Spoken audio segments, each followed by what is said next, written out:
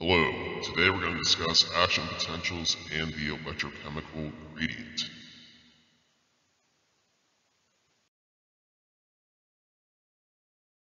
Alright, so first we're going to discuss membrane potential. So the inside of cells has a negative charge relative to the outside of the cell, about -50 to -200 millivolts. Passive transport of cations, or positively charged ions, naturally are being attracted towards the inside of the cell, while passive transport of anions, negatively charged ions, are naturally being repelled towards the outside of the cell.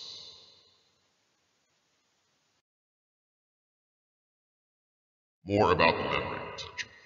So a resting membrane potential is the difference between the electrical potential in the intracellular and extracellular matrices of the cell when it isn't excited. Every cell of the body has its own membrane potential, but only excitable cells, such as nerves and muscles, are capable to change it and generate an action potential.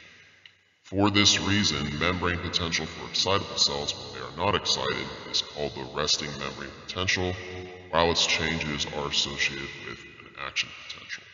So you have a resting membrane state.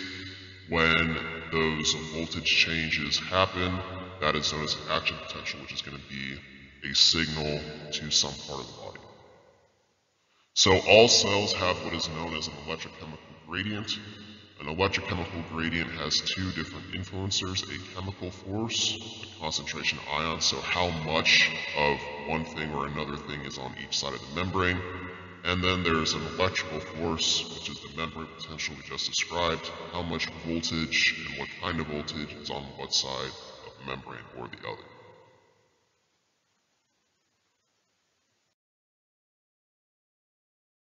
Okay, next, so talking more about action potential, so it is the change in electrical potential associated with the passage of an impulse along the membrane of a muscle cell or a nerve cell. The cell on the left is a nerve cell. The soma is the cell body, that's where you find all the organelles and things like that. Dendrites are what are receiving signals. Axon terminals are what are giving signals to dendrites.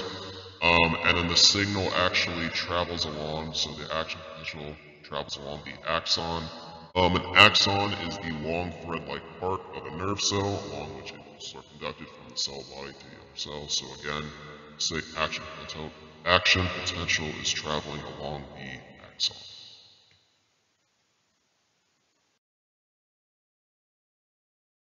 Okay, action potential as far as voltage goes, this is what it looks like.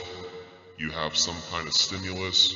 Once it breaks this -55 millivolts threshold, depolarization has to happen, which is where sodium ions are rushing into the cell.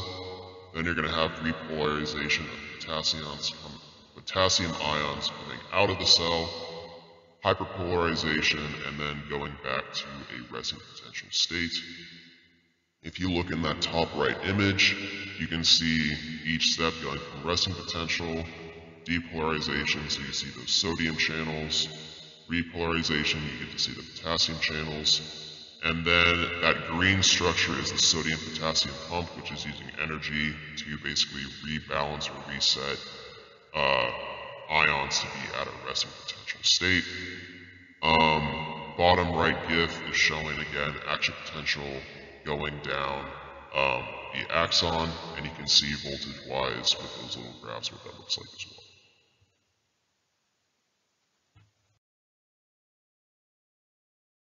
Alright, GIF on the left is again showing action potentials as they go down an axon, what it looks like voltage-wise and with the channels. And then the GIF on the right is showing how those voltage changes actually happen, kind of piece by piece by piece, working their way down the axon as well. Thank you for watching. Please share and subscribe, and remember to spread